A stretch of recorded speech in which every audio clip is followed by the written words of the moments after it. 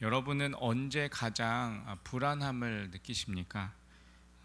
사람들은 흔히 고난을 닥칠 때, 또 큰 일이 터졌을 때 불안하고 그렇게 또 느낍니다. 그런데 가만히 생각해 보면 우리의 마음이 가장 불편할 때는 오히려 아무 일도 일어나지 않을 때입니다.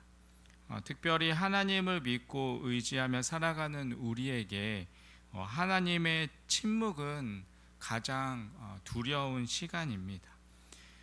하나님의 말씀도 들리지 않고 또 상황도 그대로이고 또 그저 시간이 흐르는 것 같은 고요한 그러한 새벽과 같은 시간들, 이 고요 속에서 우리는 우리의 믿음을 시험 당하고 있습니다. 그런데 오늘 요한계시록 8장의 말씀은 놀랍게도 이 하늘에서조차 반시간쯤 고요했다라고 전하고 있습니다. 오늘 본문의 1절에 보면 일곱째 인을 떼실 때에 하늘이 반시간쯤 고요하더니 라고 기록하고 있습니다. 온 우주를 창조하신 하나님의 보좌가 있는 그 하늘이 말 그대로 숨죽임 없이 고요했습니다. 이 고요는 단순한 정적이 아닙니다. 그것은 심판이 시작되기 전에 전율, 그리고 기도가 응답되기 전에 침묵, 또 하나님의 개입이 시작되기 직전의 이 고요함입니다. 오늘 우리는 그 하늘의 고요 앞에 서 있습니다. 그렇다면 이 고요 속에서 하나님은 무엇을 하고 계셨을까요? 그 고요함 이후에 펼쳐지는 장면은 우리에게 또한 어떠한 메시지를 주고 있을까요? 그리고 더 중요한 질문, 그 침묵과 그 경고 앞에서 나는 지금 어떻게 반응하고 있습니까? 이 아침에 우리가 함께 이 고요한 이 하늘의 말씀 속으로 들어가 보려고 합니다. 그 말씀 앞에 우리의 마음을 열고 하나님께서 우리를 어떻게 부르고 계시는지 우리가 함께 귀 기울이는 시간이 되시길 바라겠습니다. 그렇다면 이 가운데서 하나님은 어떠한 하나님이신지 우리가 함께 생각해 보기를 원하는데, 첫 번째로 하나님은 이 침묵 속에서 기도를 들으십니다. 오늘 본문의 1절에 이렇게 기록합니다. 일곱째 인을 떼실 때 하늘이 반시간쯤 고요하더니. 여러분, 하늘이 고요했다라는 이 말씀은 우리에게 굉장히 충격적인 표현입니다. 천상의 예배가 끊임없이 울려 퍼졌던 그곳, 그리고 천사들의 찬양과 생물들의 거룩한 외침이 가득했던 그 하늘이 반시간쯤 지금 고요하다는 것입니다. 성경 어디에도 이렇게 하늘이 잠시 멈추고 고요했던 장면이 흔치 않습니다. 왜냐하면 그렇다면 왜 하나님이 이렇게 침묵을 하셨을까요? 여러분, 침묵은 무관심의 침묵이 아닙니다. 이것은 무기력의 침묵도 아닙니다. 이 침묵은 응답 직전의 거룩한 정적, 또 하나님께서 움직이시기 전의 전율입니다. 마치 궁중에서 왕이 입을 열기 직전에 모든 신하들이 숨을 죽이면서 기다리고 있는 것처럼 지금 하늘도 천사도 또 모든 피조물도 하나님의 입에서 나올 그 한마디를 기다리며 고요해진 것입니다. 그때 3절부터 한 천사가 등장하여서 이 금향로를 가지고 향과 또 성도의 기도를 담아서 하나님께 드립니다. 그리고 그 향이 하나님 앞에 올라갑니다. 여기서 우리는 중요한 사실을 알게 됩니다. 하나님은 침묵하실지라도 우리의 기도는 하늘에 사라지지 않습니다. 우리는 때로 기도해도 아무 응답이 없는 것 같고, 또 말씀이 들리지 않는 것 같고, 삶이 변하지 않는 것 같아서 우리는 낙심합니다. 그러나 본문은 분명하게 말하고 있습니다. 기도는 지금도 하나님께 올라가고 있습니다. 여러분, 금향료에 담긴 향은 그냥 단순한 냄새가 아닙니다. 그것은 고난 속에서 흘린 눈물의 기도이고, 또 억울함 속에서 토해낸 탄식의 기도이고, 밤을 지새우며 드린 침묵의 기도입니다. 그 기도가 하나님 앞에 지금 향처럼 올라가고 있다는 것입니다. 그리고 더 놀라운 장면은 5절입니다. 그 향로가 이제 땅에 던져지자 번개와 음성과 우레소리와 지진이 일어납니다. 즉 하늘에 올라간 기도가 이제 응답으로 땅에 떨어진 것입니다. 단 그 응답은 우리가 기대한 위로가 아니라 심판입니다. 왜냐하면 이 기도는 억울한 자들의 울부짖음, 또 성도들의 탄식, 하나님의 공의를 간구한 기도이기 때문입니다. 그 기도는 하나님 앞에 쌓이고 그 기도는 마침내 하나님의 손을 움직입니다. 여러분, 우리는 침묵 속에도 믿어야 합니다. 하나님은 듣고 계시고 움직이고 계시고 반드시 응답하십니다. 여러분, 혹시 지금도 여러분 기도하고 계십니까? 아무 응답이 없는 것 같아도, 또 아무 소리가 들리는 것 같지 않아도 여러분의 기도는 지금 금향로의 안에 담겨 올라가고 있습니다. 그렇기 때문에 우리는 포기하지 말아야 합니다. 무응답처럼 느껴지는 그 시간, 그 시간이야말로 하늘이 움직이는 시간임을 우리가 믿고 끝까지 무릎을 꿇고 기도하는 그러한 우리의 모습이 되시기를 간절히 주님의 이름으로 축원드리겠습니다. 두 번째로 하나님은 나팔 소리로 경고하십니다. 하나님께서 성도의 기도를 들으시고 이제 향로가 던져진 후에 7 천사가 나팔을 불기 시작합니다. 이 나팔은 단순한 소리가 아닙니다. 성경에서 이 나팔은 중요한 시간에, 중요한 때에 또 울려 퍼졌습니다. 이스라엘 백성들이 출애굽을 할 때, 또 시내산에서 하나님이 임재하실 때, 또 예루살렘 성벽에서 경계를 알릴 때, 그리고 장차 주님께서 재림하실 때도 이 나팔 소리가 울려 퍼질 것입니다. 본문에서 들려오는 이 나팔 소리는 바로 하나님의 경고입니다.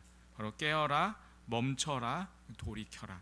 하나님께서 우리에게 보내시는 영적 알림입니다. 그런데 이 나팔이 울릴 때마다 세상의 근간이 흔들립니다. 3분의 1의 땅이 불타고, 또 3분의 1 바다가 피로 변하고, 또 3분의 1의 물이 쑥처럼 쓰게 되고, 또 3분의 해와 달과 별이 빛을 잃습니다. 이 심판은 전면적인 멸망이 아닙니다. 그렇다고 가벼운 경고도 아닙니다. 하나님께서 여전히 회개의 기회를 남겨두신 제한적인 심판입니다. 하나님은 아직도 기다리고 계십니다. 하지만 그 기다림은 결코 무한하지 않습니다. 하나님께서 흔드시는 영역을 한번 보십시오. 지금 여기에 기록되어 있는 땅은 우리가 삶의 기반으로 삼았던 터전입니다. 그리고 바다는 경제와 생명의 근원입니다. 또 물은 생존과 일상의 기본입니다. 또 빛은 시간과 질서의 중심입니다. 하나님은 말씀하십니다. 너희가 붙들고 의지했던 그러한 것들이 결코 너희를 지켜줄 수 없다. 너희의 삶은 내가 지금 붙들고 있다라고 말씀하시는 것입니다. 오늘날 우리는 이 말씀을 어떻게 들어야 할까요? 환경의 위기, 또 기후의 재앙, 또 팬데믹, 또 전쟁, 또 경제의 불황성. 하나님은 현대인들의 우상이 된 이 안정, 물질, 또 기술, 문명들을 흔드심으로 경고하고 계십니다. 이 경고는 우리를 향한 심판이기도 하지만 더 늦기 전에 돌아오라는 자비의 부르심이기도 합니다. 여러분, 지금 나팔이 울리고 있습니다. 여러분, 그 나팔 소리를 여러분은 듣고 계십니까? 아니면 여러분, 우리가 너무 익숙해져서 그 소리를 무시한 채 살아가고 있으십니까? 하나님의 경고는 우리를 두렵게 하기 위한 것이 아닙니다. 우리를 살리기 위한 경고입니다. 우리를 돌이키기 위한 기회이고 다시 하나님께로 향하라는 초대입니다. 그 나팔 소리를 들을 수 있는 귀, 그 소리에 반응하는 민감한 심령, 그리고 회개의 자리로 나아가는 용기를 우리 모두가 회복할 수 있기를 간절히 주님의 이름으로 축원드리겠습니다. 마지막으로 하나님은 심판 전에 회개를 기다리십니다. 앞선 네 천사의 나팔이 울리고 이제 자연 질서가 무너지는 심판이 선포된 후에 이제 본문 마지막 13절에 사도 요한은 매우 독특한 환성을 보게 됩니다. 13절의 말씀에 보면 내가 또 보고 들으니 공중에 날아가는 독수리가 큰 소리로 이르되 땅에 사는 자들에게 화가 있으리니 이는 새 천사들이 불어야 할 나팔 소리가 남아 있음이로다 하더라. 여기 지금 하늘을 나는 독수리가 외칩니다. 화가 있으리로다. 여러분, 여기서 이 독수리는 단순한 새가 아닙니다. 성경에서 독수리는 하나님의 징계, 또 심판, 또 혹은 보호의 상징으로 자주 등장합니다. 지금 이 독수리는 마치 하나님의 메신저처럼 하늘을 날며 세상을 향하여서 경고의 나팔을 외칩니다. 그런데 주목할 표현이 있습니다. 그가 누구에게 외치고 있습니까? 바로 땅에 사는 자들에게입니다. 여기 땅에 사는 자들은 단순히 이 지구상에 살고 있는 사람들을 뜻하지 않습니다. 요한계시록 전체에서 땅에 거하는 자들은 하나님이 아닌 세상의 가치와 질서를 따라 살아가는 사람들을 의미하고 있습니다. 하나님을 믿지 않고 회개하지 않고 자기 중심적으로 살아가는 자들입니다.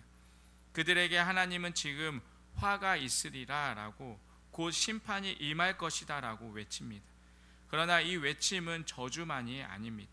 여러분, 이 외침은 마지막 기회입니다. 이것은 하나님의 최후 통첩이 아니라 하나님의 최후의 기다림입니다. 심판을 선언하시면서도 하나님은 회개를 기다리십니다. 하나님은 지금도 기다리십니다. 아직 회개하지 않은 자녀가 다시금 돌아오기를, 하나님을 향한 첫사랑을 잃어버린 이가 다시 눈물로 무릎 꿇고 나아가기를, 하나님 앞에 교만했던 우리가 낮아지기를 하나님은 기다리고 계십니다. 여러분, 혹시 우리의 삶 속에 소음에 가려져서 듣지 못하고 있는 하나님의 외침은 없으십니까? 하나님의 사인이 반복되고 있는데도 우리는 우연이겠지라고 외면하고 있지는 않으십니까? 여러분, 그 안에 담긴 하나님의 경고와 기다림의 메시지를 우리는 읽어야 합니다. 여러분, 하나님의 침묵은 무관심이 아니고, 하나님의 경고는 위협이 아니고, 하나님의 화는 철저한 심판 전에 주시는 거룩한 기다림입니다. 이 아침 우리에게 주어진 이 말씀이 바로 그 기회의 나팔입니다. 하나님께서 지금도 기다리고 계십니다.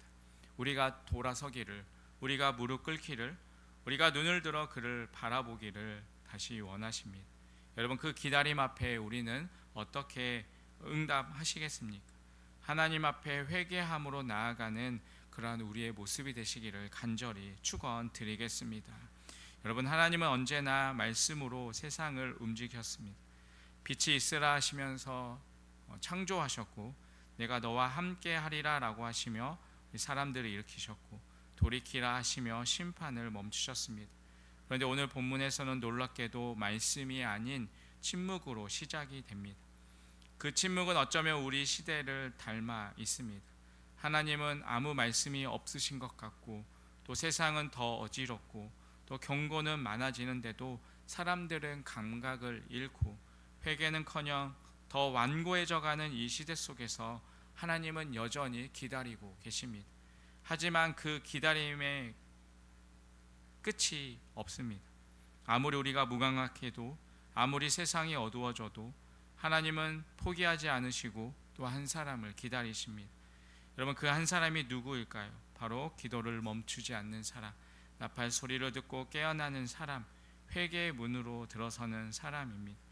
여러분, 그 사람이 가정의 회복을 가져올 수 있고, 그 사람이 공동체에 하나님의 음성을 다시 불러올 수 있고, 그 한 사람이 한 시대의 방향을 바꿀 수 있습니다. 여러분, 우리는 그 사람이 될 수 있습니다. 아니, 하나님은 바로 우리가 그 사람이 되기를 원하십니다. 여러분, 이 아침 하나님은 우리에게 말없이 말씀하고 계십니다. 기도하고 깨어 있으라고, 돌아오라고, 지금이 기회라고, 이 새벽이 끝나기 전에 다시금 그 하나님 앞에 돌아오기를 기다리고 계십니다. 여러분, 그 침묵 속에 담긴 사랑과 오래 참으심 앞에 반응하는 그러한 우리의 모습이 되시기를 간절히 바라겠습니다. 우리가 요한계시록의 말씀들을 읽어가면서 끊임없이 우리를 부르시고 우리를 기다리시는 그 하나님 앞에 더욱더 가까이 나아갈 수 있는 그런 우리의 삶이 되시기를 간절히 주님의 이름으로 축원드리겠습니다. 기도하겠습니다. 하나님 아버지, 오늘도 이 말씀을 통해 저희들을 깨우시고 또한 기도의 자리로 부르심에 감사드립니다. 하나님께서 침묵 속에서도 저희의 기도를 들으시고 응답하시는 분이심을 믿습니다. 주의 나팔 소리에 귀를 기울이며 돌이킬 수 있는 은혜의 기회를 놓치지 않게 하여 주시옵소서. 심판보다 먼저 기다리시는 주님의 자비에 반응하여 회개의 길로 나아가게 하여 주시옵소서. 주님, 오늘 하루도 말씀을 따라 깨어있는 자로 살게 하여 주시고 주님의 뜻에 온전히 순종하며 살아가는 우리의 삶이 되게 하여 주시옵소서. 예수님의 이름으로 기도드립니다. 아멘.